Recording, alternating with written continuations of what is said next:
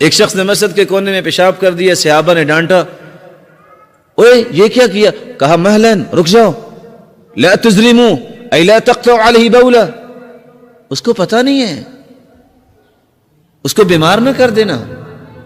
جب وہ فارغ ہوا، آپ نے پانی ڈول کا منگوایا اور بہا دیا اور کہا سنو، ان هذه المساجد لم تبنى لهذا، یہ مسجدیں اس لیے نہیں بنائی گئیں، انما ہی لذکر اللہ والصلاة وتلاوت القرآن، مسجدوں میں تو ذکر کرتے ہیں، قرآن پڑھتے ہیں، نماز پڑھتے ہیں، اس طرح کے کام نہیں کرتے۔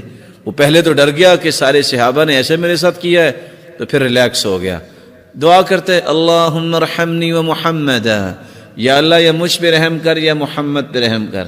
اللہ کے رسول صلی اللہ علیہ وسلم نے فرمایا لقد تہجرت واسعا، اتنی بڑی رحمت آپ نے 2 بندوں کے لیے خاص کی۔